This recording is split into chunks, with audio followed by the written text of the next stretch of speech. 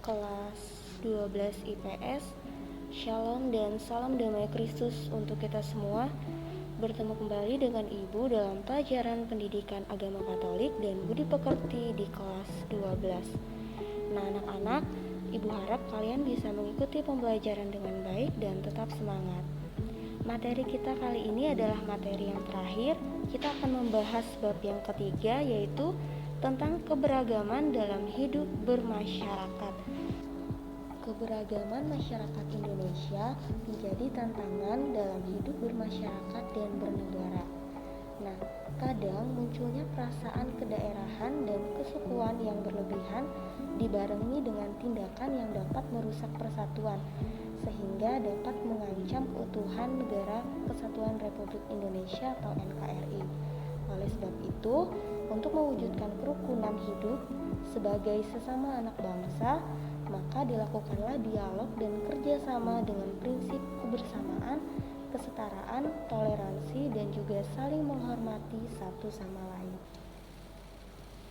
Pertama-tama, kita akan membahas tentang keberagaman sebagai realitas asali kehidupan manusia.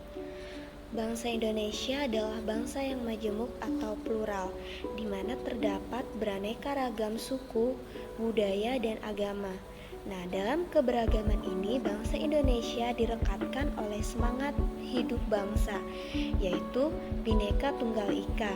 Sebagai orang Katolik, kita dipanggil untuk merawat keberagaman tersebut dengan rasa kasih dan penuh tanggung jawab.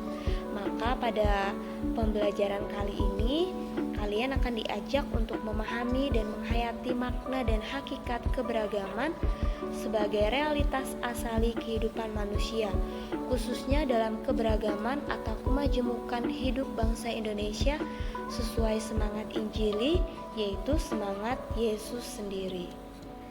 Selanjutnya kita akan melihat bahwa Indonesia merupakan salah satu negara dengan keanekaragaman budaya, bahasa, agama, dan lain sebagainya. Akan tetapi tak jarang kita melihat perbedaan itu menjadi salah satu alasan adanya kekerasan di negeri ini, mulai dari isu suku, agama, dan lain-lain. Nah, pribadi atau kelompok tertentu di negeri ini yang intoleran atau tidak toleran cenderung menggunakan cara-cara kekerasan, entah melalui teror, penganiayaan, maupun pengrusakan fasilitas rumah ibadat. Mereka berpikir bahwa seolah-olah kelompok mereka yang paling benar. Selanjutnya, Tuhan menciptakan kita berbeda, bukan agar kita terpecah belah ya, tapi kita sendiri yang membuat perbedaan itu menjadi kelemahan dan membuat kita terpecah belah. Seperti dahulu ya, para pejuang kemerdekaan dari berbagai macam suku maupun agama itu bersatu demi kemerdekaan Indonesia. Meskipun berbeda suku, berbeda agama, kita harus bersatu ya, karena semboyan Indonesia adalah Bhinneka Tunggal Ika, yang berarti berbeda-beda tetapi tetap satu. Selanjutnya, dalam masyarakat majemuk, setiap orang harus berani menerima perbedaan sebagai suatu rahmat.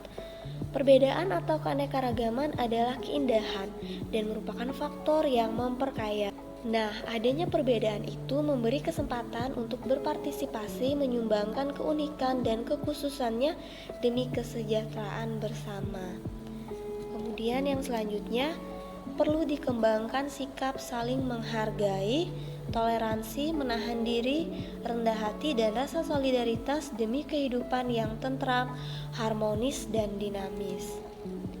Nah, setiap orang harus bahu-membahu menata masa depan yang lebih cerah, lebih adil, makmur, dan sejahtera. Kemudian mengusahakan tata kehidupan yang adil dan beradab, serta mengusahakan kegiatan dan komunikasi lintas suku, agama, dan juga ras. Selanjutnya kita akan melihat ya ajaran kitab suci dalam menyikapi keberagaman. Yang pertama kita akan melihat bacaan dari kitab suci, yaitu dari Injil Yohanes bab 4 ayat 1 sampai 42 dengan tema percakapan Yesus dengan wanita Samaria. Yesus menyapa orang Samaria, suku yang tidak dianggap oleh suku bangsa Yahudi. Nah, dalam kitab suci kita melihat ya bahwa Yesus ini berinisiatif untuk berkomunikasi dengan wanita Samaria di sumur Yakub. Selanjutnya, bagi orang Yahudi, orang Samaria adalah orang asing, baik dari sisi adat istiadat maupun agamanya. Nah, dalam praktik hidup sehari-hari pada zaman Yesus itu terdapat permusuhan ya antara orang Yahudi dan orang Samaria. Orang Yahudi menganggap orang Samaria ini tidak asli Yahudi ya dan setengah kafir. Akibatnya mereka tidak saling menyapa dan selalu ada perasaan curiga. Nah, akan tetapi Yesus dengan tulus menyapa perempuan Samaria dan menerimanya sebagai saudara. Bagi Yesus, siapapun sama ya, perempuan Samaria bagi Yesus adalah sesama yang sederajat. Yesus tidak pernah membedakan manusia berdasarkan atas suku, agama, golongan, dan sebagainya ya. Karena di mata Tuhan tidak ada orang yang lebih mulia atau lebih rendah. Tuhan memberi kesempatan kepada siapapun untuk bersaudara.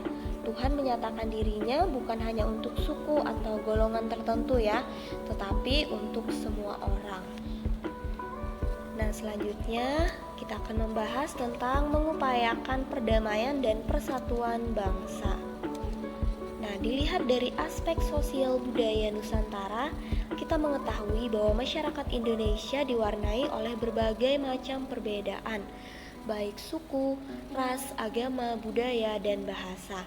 Nah, kondisi sosial budaya yang demikian ini menjadikan kehidupan bangsa Indonesia menyimpan potensi bagi terjadinya konflik ya. Jadi kenyataannya juga menunjukkan ya bahwa dalam kehidupan sehari-hari bangsa Indonesia ini sering terjadi konflik ya, baik itu antar kelompok masyarakat yang dilatar belakangi oleh perbedaan-perbedaan tersebut ya. Kemudian sampai saat ini juga konflik-konflik yang terjadi ini tidak menimbulkan perpecahan dalam kehidupan bangsa Indonesia ya. Namun demikian, kenyataan semacam itu perlu menjadi perhatian semua pihak ya, agar dapat terus mengusahakan perdamaian guna mempertahankan persatuan dan kesatuan bangsa Indonesia. Selanjutnya, Kitab Suci Perjanjian Lama mengajarkan tentang pengharapan akan terwujudnya suatu dunia yang di dalamnya serigala dapat hidup berdampingan dengan domba-domba. Bangsa-bangsa hidup dalam perdamaian dan orang-orang miskin dan tertindas memperoleh keadilan. Nah, hal tersebut bisa kalian bandingkan dengan bacaan dari Kitab Yesaya bab 11 ayat 1 sampai 9. Sementara dalam Perjanjian Baru ditunjukkan perdamaian sebagai wujud dari kasih Allah kepada manusia. Allah tidak butuh perdamaian dari manusia, tetapi Ia mengambil prakarsa atas terwujudnya pendamaian tersebut. Nah, anak-anak, pendamaian itu mengungkapkan kasih Allah kepada manusia ya, kemudian kasih Bapa kepada anaknya. Sehingga Paulus menyatakan ya, Allah menunjukkan kasih-Nya kepada kita oleh karena Kristus telah mati untuk kita ketika kita masih berdosa. Selanjutnya, kemajemukan atau keanekaragaman baik itu suku, etnis, agama, budaya, dan lain-lain dalam masyarakat Indonesia ini dapat menimbulkan kerawanan atau konflik. Masalah yang sepele yang terjadi antara dua orang yang kebetulan berbeda agama dapat memicu konflik baik itu antar suku ataupun antar agama. Akan tetapi dalam bangsa majemuk seperti Indonesia ini sebenarnya juga terdapat potensi yang luar biasa ya. Ketika kebudayaan dari berbagai suku dikelola dengan baik akan menghasilkan kenaza budaya bangsa yang luar biasa. Karena ketika semua umat beragama dapat hidup berdampingan dengan semangat toleransi yang tinggi, tentu akan menghasilkan kehidupan yang indah, saling memberdayakan dan saling menghormati dalam kehidupan yang demokrasi. Selama kita memiliki semangat Bhinneka Tunggal Ika dalam menghadapi konflik, kita akan tetap mengedepankan persatuan dan kesatuan, kemudian musyawarah dan mufakat dalam bentuk komunikasi dialogis, serta menjauhkan diri dari fanatisme sempit dan juga kekerasan. Nah, konflik itu sendiri akan tetap muncul setiap saat. Untuk itu, Pancasila yang telah disepakati sebagai dasar negara harus kita jadikan alat pemersatu bangsa. Selanjutnya kita akan melihat beberapa konflik yang pernah terjadi di Indonesia ya.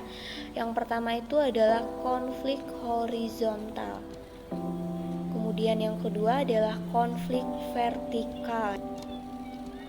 Konflik horizontal adalah konflik antar kelompok masyarakat yang disebabkan oleh berbagai faktor seperti ideologi politik, ekonomi, dan juga faktor primordial ya. Contoh konflik horizontal yang pernah terjadi di Indonesia ini, misalnya itu konflik antar kampung atau desa atau wilayah karena isu etnis, kemudian isu aliran kepercayaan, isu ekonomi seperti perebutan lahan, ekonomi pertanian misalnya ya, kemudian perikanan ataupun pertambangan. Kemudian isu solidaritas, isu ideologi, dan isu sosial lainnya atau tawuran antar anak sekolah, kemudian bisa juga antar kelompok geng. Jadi itu contoh konflik horizontal. Kemudian konflik vertikal.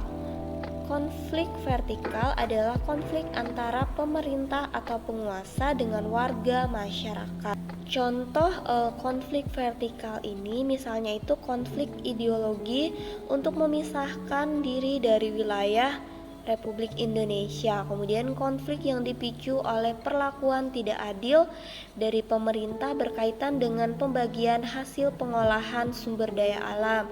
Kemudian bisa juga misalnya kebijakan ekonomi yang dinilai merugikan kelompok tertentu, kemudian dampak pemekaran wilayah dan dampak kebijakan yang dinilai diskriminatif. Nah, anak-anak, konflik massal ini tidak akan terjadi secara serta-merta, melainkan selalu diawali dengan adanya potensi yang mengendap di dalam masyarakat yang kemudian dapat berkembang memanas menjadi ketegangan dan akhirnya memuncak dan pecah menjadi konflik fisik akibat adanya faktor pemicu konflik. Oleh karenanya, dalam rangka penanggulangan konflik yang perlu diwaspadai bukan hanya faktor-faktor yang dapat memicu konflik ya, namun juga faktor-faktor yang dapat menjadi potensi atau sumber-sumber timbulnya konflik. Selanjutnya, Gereja Katolik mengajarkan bahwa damai di dunia ini yang lahir dari cinta kasih terhadap sesama merupakan cerminan dan buah damai Kristus yang berasal dari Allah Bapa. Terdapat dalam Gaudium et Spes artikel 78. Dasarnya adalah peristiwa salib ya. Yesus Kristus Putra Allah telah mendamaikan semua orang dengan Allah melalui salibnya. Oleh karena itu, semangat perdamaian dalam ajaran Gereja Katolik tidak pernah bisa dilepaskan dari peristiwa salib Kristus. Umat Kristiani dipanggil dan diutus untuk memohon dan mewujudkan perdamaian dunia. Baiklah anak-anak, demikianlah materi yang dapat Ibu sampaikan dalam pertemuan kali ini. Ini adalah pertemuan yang terakhir. Semoga apa yang Ibu sampaikan dapat bermanfaat bagi kalian semua. Ibu harap kalian tetap semangat dan jangan lupa jaga kesehatan. Thank you and God bless us.